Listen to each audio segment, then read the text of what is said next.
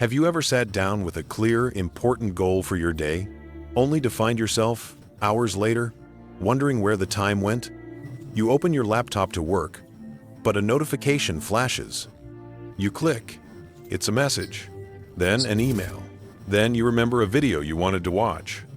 Suddenly, you have 12 tabs open, your phone is buzzing, and that one important task you promised yourself you'd finish is still untouched. The clock has moved, but you haven't. And that familiar, sinking feeling sets in.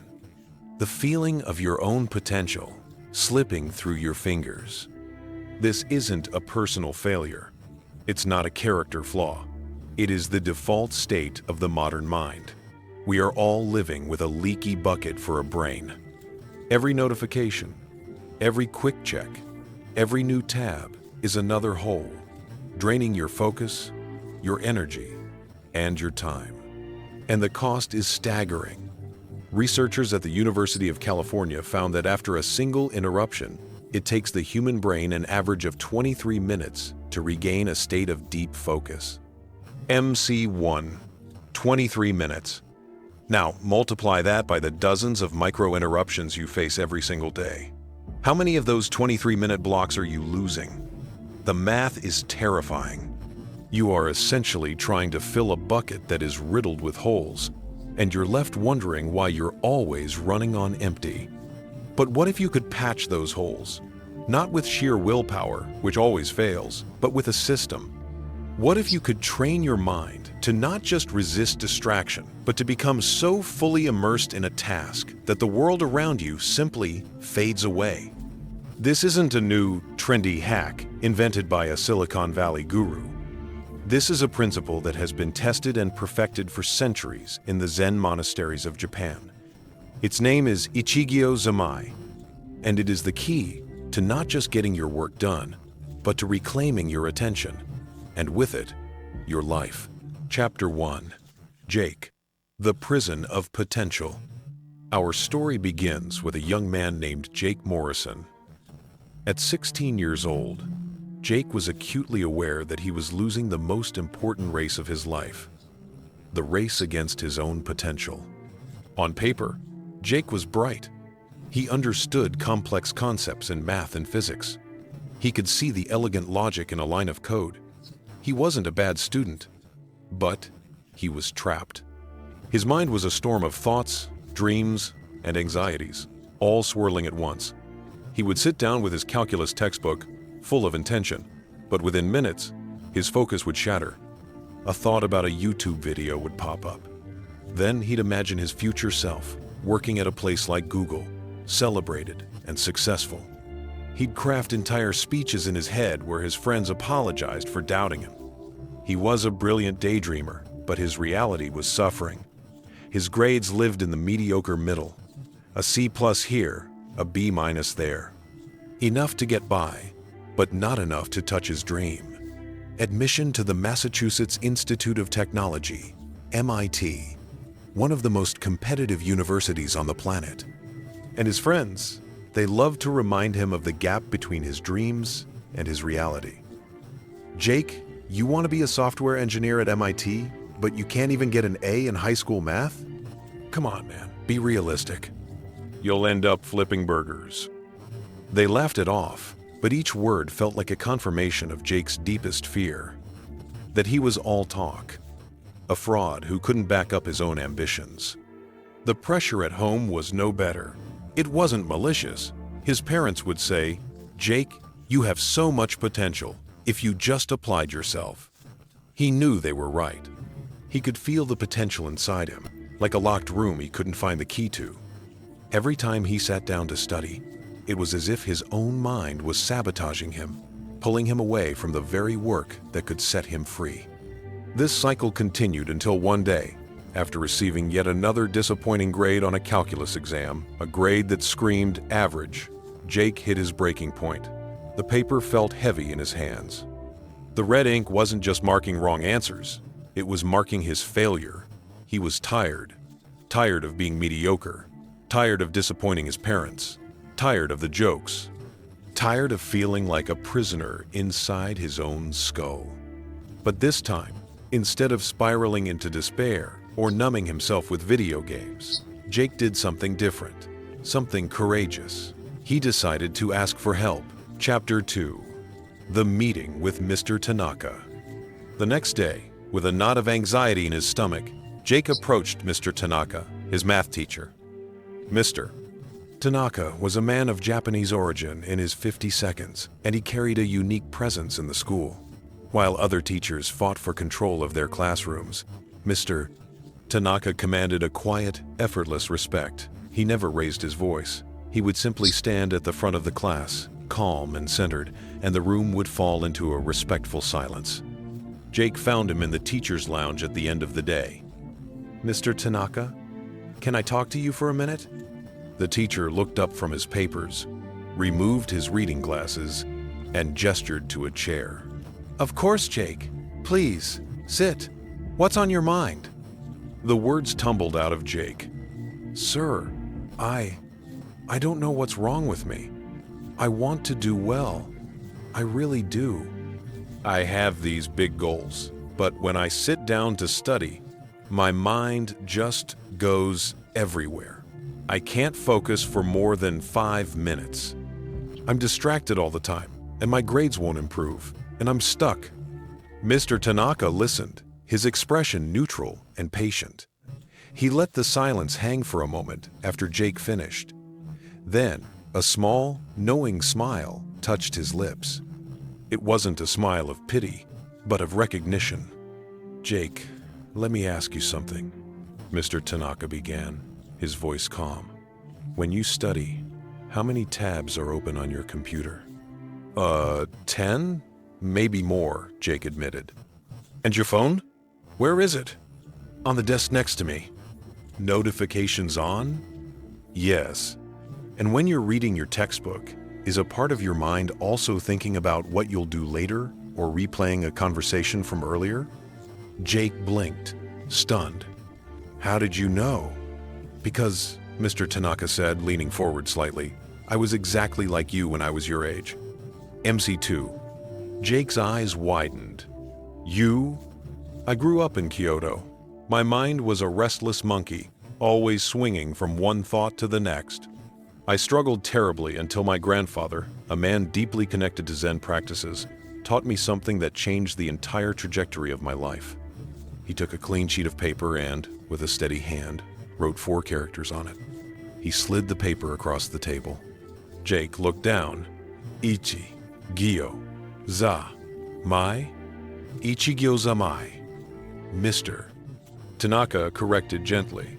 It is a concept from Zen Buddhism. It means full immersion in a single act, or, more simply, one thing, full attention. Jake frowned. So, it's just about focusing? Mr. Tanaka shook his head. It is not just about focusing, Jake. That is the first mistake. It is about a state of being. It is the practice of doing one thing at a time with such total, undivided attention that the barrier between you and the action disappears. When you are studying mathematics, you are not Jake who is studying. For that period of time, you are the mathematics. There is no separation. There is no observer. Only the action itself.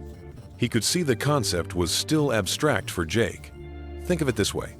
Have you ever started playing a video game and then looked up to realize 3 hours have flown by? All the time, Jake said. In that moment, you entered a state of flow. You were so fully immersed in the game that your sense of self and time vanished. Ichigyo-Zammai is the disciplined practice of bringing that state into any activity you choose, especially the difficult or boring ones. It is intentional flow. A shiver went down Jake's spine. For the first time, someone had described his problem not as a lack of effort, but as a misdirection of attention. It made a profound kind of sense. And does this actually work? Like scientifically? Jake asked. Mr. Tanaka's smile returned. Today, neuroscience calls it mindfulness or deep work. The evidence is overwhelming. He opened a drawer and pulled out a folder with several printed articles. When you practice focused attention, You are not just learning a skill, you are physically changing the structure of your brain. You are strengthening the prefrontal cortex, the part responsible for your willpower and focus. You are quite literally building a stronger mind. He handed the folder to Jake. Take these, read them, apply the principles, then come back and tell me what happens. Jake took the papers, his hands trembling slightly. He felt a spark of something he hadn't felt in a long time. Hope. Thank you, Mr. Tanaka. Seriously, thank you. The teacher placed a hand on Jake's shoulder. You have what it takes, Jake. You always have. You just need to learn how to direct it. And once you learn to master your attention, truly master it, nothing in this world will be able to stop you. Chapter 3. The First Steps. The Laboratory of the Mind. That night, Jake didn't sleep. The folder from Mr. Tanaka lay on his desk like a treasure map. He devoured the articles, his highlighter flying across the pages. Each sentence felt like a revelation, a direct explanation for the chaos he had lived with for years. One article explained the concept of attentional residue. When you switch from task A to task B, a part of your brain remains stuck on task A, like a mental ghost. The more you switch, the more ghosts you have, haunting your focus, until your mind is a crowded, noisy room and you can't hear yourself think. MC3. Another detail, the Pomodoro technique is a perfect training wheel for Ichigyo-Zammai. It wasn't about working for hours on end. It was about 25-minute blocks of absolute unbreakable focus, followed by a 5-minute period of conscious rest. The key was in the break. No phone, no internet, no stimulation. Just stretching, looking out the window, drinking water. It was a time to let the brain consolidate what it had just learned, not to bombard it with new information. A third article discussed choice architecture. It argued that willpower is a limited resource, easily depleted. The true path to discipline is to design your environment so that the right choice is the easiest one to make and the wrong choice is nearly impossible. It was about being the architect of your world, not a prisoner within it. Jake finally understood. He wasn't weak. He had just been fighting a battle on the wrong terrain. He had been trying to use willpower to resist distractions, when he should have been using strategy to eliminate them before they even appeared. The next day after school, Jake began his first experiment. He created a ritual, the purge. He took his phone, walked it to his parents' room down the hall, and placed it in a drawer. The physical distance was crucial. The digital cleanse. On his laptop, he closed every single tab, every one. He used a website blocker to disable social media and YouTube for the next 2 hours. He opened only one program, a document for his history essay, The Space.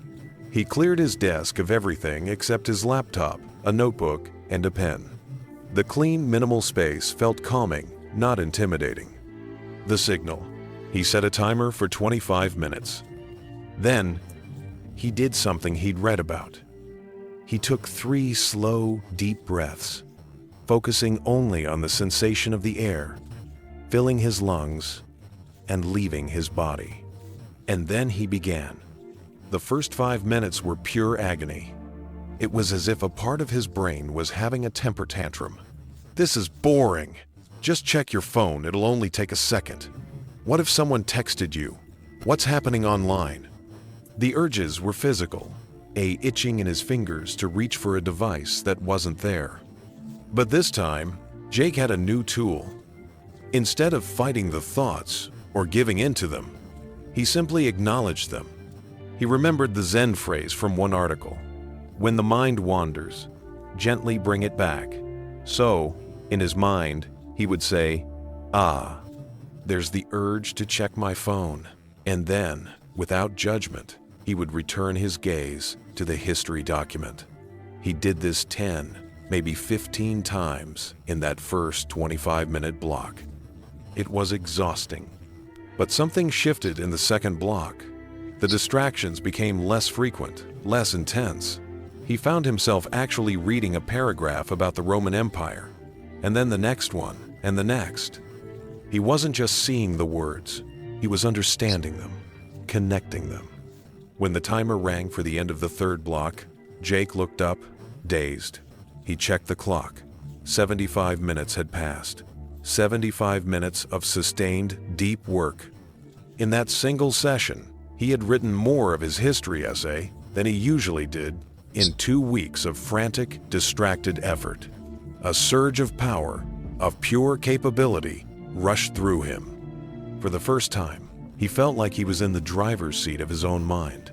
Chapter 4. Expanding the practice. Waking up to the world. Emboldened by his success, Jake began to apply Ichigyo-Zammai beyond his desk. He turned his entire life into a training ground. He started with meals. Normally, he would eat dinner while watching videos on his phone. The food was just fuel, its taste barely registered. That night, he left his phone in his room. He sat at the table and just ate. He noticed the texture of the rice, the sharp tang of the sauce, the warmth of the food. It was a simple meal, but it felt like an experience. Quote, "The richness of life is hidden in the details we are too distracted to notice." He applied it to walking to school. Instead of plugging in his headphones and zoning out, he paid attention. He felt the cool morning air on his skin, noticed the different shades of green in the trees, heard the distinct sounds of birds and distant traffic. The world, which usually passed by in a blur, suddenly seemed more vivid, more real. The most profound change came in his conversations. When his mom asked him about his day, he stopped just waiting for his turn to talk. He actually listened. He heard the nuance in her voice, saw the concern in her eyes. Their conversations became shorter, but infinitely deeper. His friends noticed the change immediately. "Jake? Dude, you've been ghosting us. What's going on? Are you mad?" Jake smiled. It was a calm, confident smile they hadn't seen before. "I'm not mad. I'm just focused on something bigger right now." They didn't understand, and that was okay. For the first time, Jake wasn't building his life around their approval. He was building it around a purpose. Chapter 5. The first true test. The calculus exam. The real test came a week later. Another calculus exam. The classroom was tense, the sound of nervous shuffling and frantic last-minute reviews filling the air. Jake felt the old anxiety begin to creep in, the voice of doubt whispering in his ear. But this time, he had a ritual. As he sat down, he took 3 deliberate breaths, just as he did at his desk. He closed his eyes for a second and set his intention. For the next hour, there is only the math. I am the math. He opened the test booklet. The problems looked complex. The old Jake would have panicked, his mind jumping from the first problem to the 5th, already feeling overwhelmed. The new Jake simply started with problem 1. He read it. Then he read it again, more slowly. He wasn't Jake taking a test. He was a problem-solving process in motion. His hand moved, writing out equations. The world narrowed to the space between his mind, the pencil, and the paper. The noise of the classroom faded into a distant hum. When time was called, he felt a sense of calm exhaustion. He had done his best, and he knew it was a different kind of best than before. A week later, Mr. Tanaka was handing back the tests. He moved through the rows, placing papers face down on desks. Jake's heart was pounding. He saw the grades of the people around him, B-, C+. He took a deep breath and flipped his over. There, circled in red at the top, was a letter he had never seen on a math test before. A. He stared at it, frozen. It wasn't just a grade, it was proof. Proof that change was possible. Proof that the system worked. He looked up and met Mr. Tanaka's gaze from across the room. The teacher gave him a slow, deliberate nod. No grand celebration was needed. The nod said everything. "You see? I told you. This is only the beginning." Chapter 6. The Climb to MIT. The A in calculus wasn't a fluke. It was a new standard. Jake's transformation became a snowball rolling downhill. gathering mass and momentum. He applied the ritual to physics, to chemistry, to his programming projects. His report card, once a palette of mediocre blues and greens, was now dominated by a streak of bold, confident A's. His parents were astonished. "Jake, what's happened? This is incredible." "I just learned how to focus, Dad," he'd reply, the simplicity of his answer belying the profound shift it represented. But the true test was still to come. The gauntlet of MIT admissions. SATs, application essays, supplemental projects. It was a mountain of work that would overwhelm even the most diligent student. His old friends, watching from a distance, still voiced their doubts. "Getting better grades is one thing, Jake, but MIT? That's for geniuses, for prodigies. Do you know how many people get rejected?" Jake had learned to quiet those external voices, just as he had learned to quiet the internal ones. He didn't argue, he simply applied Ichigyo-Zammai. He broke the monolithic challenge of get into MIT into a series of single, manageable actions. MC5. 1. SAT practice test. Not the entire future, just this one test, right now, with full attention. 1 paragraph for the essay. Not the weight of his entire life story, just this one paragraph, crafted with care. 1 function for his programming project. Not the entire application, just this one block of code, written perfectly. He moved through the process not with frantic energy, but with a calm, relentless consistency. He understood the new equation. Talent plus consistency is greater than disorganized genius. He wasn't trying to be the smartest applicant. He was aiming to be the most present, the most thorough, the one whose focus was his superpower. The day he hit submit on his application, he felt a deep sense of peace. He had done everything within his control, one focused action at a time. The rest was out of his hands. 6 months later, the email arrived. The subject line was, "Your MIT application decision." His heart stopped. He clicked. The first word he saw was, "Congratulations." He read the sentence 3 times before the reality crashed over him. A scream of pure, unfiltered joy erupted from him. His parents came running. "I did it! I got in!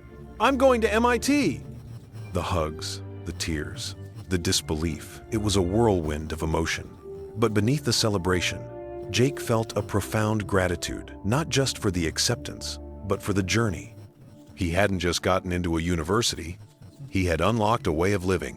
Chapter 7. The Crucible of MIT and the Wall of Resistance. Arriving at MIT was like stepping onto another planet. The air crackled with intelligence. Every person he met seemed to be a prodigy, a national math champion, a coding savant. The workload was immense, the pace brutal. This was the big leagues. And for the first time in a long time, Jake hit a wall. It was in an advanced algorithms class. The problem set was a monster of abstract logic, a labyrinth where he couldn't find the entrance. He applied his Ichigyo-Zammai ritual, but he was just staring at the same impenetrable lines of theory for 25 minutes, his focus bouncing off them like a bird hitting a window. Frustration began to boil inside him. The old, familiar anxiety whispered, "See, you're not smart enough for this place. You're an imposter." He was trying to force the solution, using his will like a battering ram, and it wasn't working. In a moment of desperation, he remembered a concept. Mr. Tanaka had mentioned only once, Shoshin, the beginner's mind. It is an approach where you drop all your preconceptions, all your expertise, all your frustration, and look at the problem as if you were seeing it for the very first time, with curiosity and openness, not with the pressure to already know the answer. Jake closed his eyes. He took a breath and consciously let go of his goal to solve it. He reopened the textbook to the very basics of the concept. He read the definitions again, not to memorize, but to truly understand. He stopped trying to be the brilliant MIT student and allowed himself to be a beginner, a curious explorer. And in that space of openness, the connection sparked. He saw the elegant logic he had been missing. The wall crumbled. It was a revelation more powerful than the A in calculus. Ichigyo-Zammai wasn't just about brute force focus. It was about the quality of that focus. A calm, open, and curious focus could solve problems that a tense, goal-oriented focus could not. Quote, "The mind is like water. When it is turbulent, it is difficult to see. When it is calm, everything becomes clear." Chapter 8. The Science of the Focused Brain. But let's pause for a moment. You might be thinking, this is a great story, but is this Ichigyo-Zammai just a fancy name for working hard? Where's the proof? This is where the story leaves the realm of philosophy and enters the hard science of neuroplasticity. What Jake was doing in his dorm room and what you can do at your desk is physically rewire your brain. Think of your brain in three key parts for focus. The prefrontal cortex. This is the CEO of your brain. It's responsible for complex planning, decision-making, and most importantly, sustaining attention. Every time Jake completed a 25-minute Pomodoro, he was giving his CEO a workout. Studies from Harvard show that mindfulness practice literally increases the density of gray matter in this region. You are not just practicing a skill. You are building a bigger, stronger muscle for focus. The default mode network. This is the gossip columnist in your head. It's the network that activates when you're not focused on a task, when you're daydreaming, worrying about the future, or ruminating on the past. It's the engine of distraction. Research from Stanford reveals that people who practice focused attention can see up to a 40% reduction in DMN activity. Ichigyo-Zammai isn't just about focusing more, it's about distracting less. It literally turns down the volume on your internal chatterbox. The myelin sheath. This is the insulation on your neural pathways. Every single time Jake noticed his mind wandering and gently brought it back to his task, he was firing a specific circuit. And just like a path through a field becomes more defined the more it is walked, that neural circuit was being strengthened. The brain wraps it in a fatty substance called myelin, which makes the signal travel faster and more efficiently. You are not just thinking, you are paving information superhighways where there used to be dirt trails. This is the cold hard science.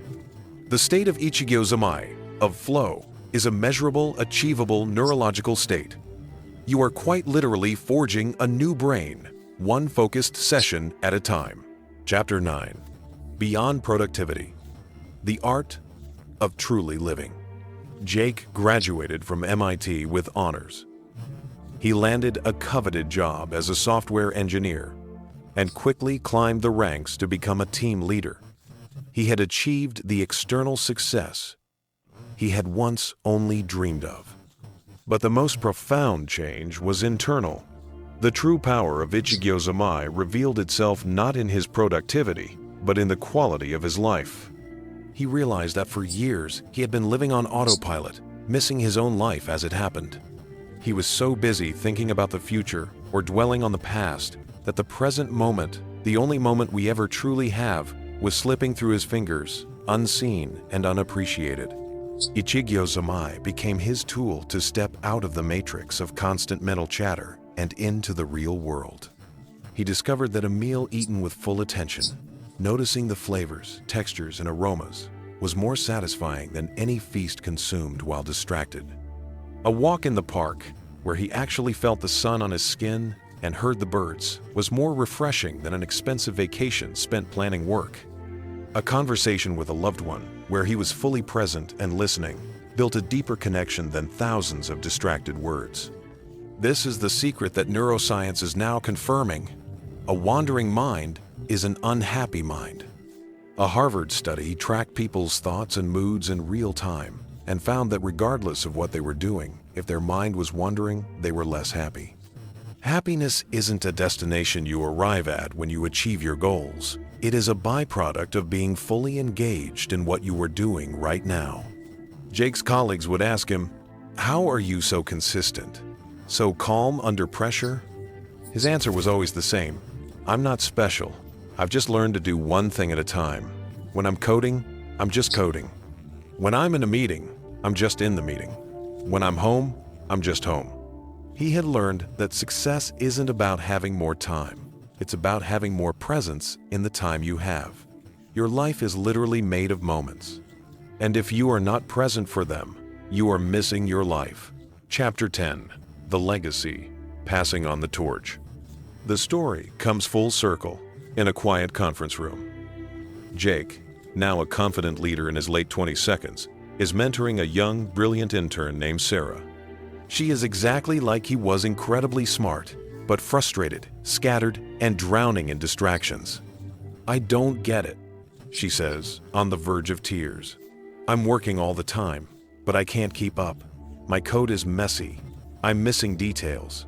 I feel like I'm not good enough for this." Jake smiles, a calm, knowing smile that would have looked familiar to Mr. Tanaka. "Sarah, can I ask you a question? When you're working, how many tabs do you have open on your computer?" The familiar script unfolds. He sees the recognition in her eyes. He doesn't give her a folder of articles. Instead, he shares the philosophy. "It's not about working harder," he explains. "It's about working with your brain, not against it. Let me show you a different way." He becomes the mentor. He teaches her the ritual. He explains the science. He watches as she too transforms from a stressed, reactive employee into a calm, purposeful creator. The cycle continues. The wisdom is passed on. Your path begins now. So, where does this leave you? You've seen the entire journey, from the leaky bucket of a distracted mind to the powerful laser beam of focused attention. You've seen the science that proves this is not a myth, but a tangible, achievable state. This isn't just about getting more work done. This is about a fundamental choice. You can choose to continue living in the reactive, distracted autopilot that modern society encourages, checking, scrolling, multitasking, while your life quietly passes you by. Or you can choose the path of Ichigyo-Zammai, the path of the warrior, the artist, the master, the path of doing one thing with your whole heart and mind, as if it were the most important thing in the world, because in that moment, it is. This path is not always easy. It requires you to be intentional.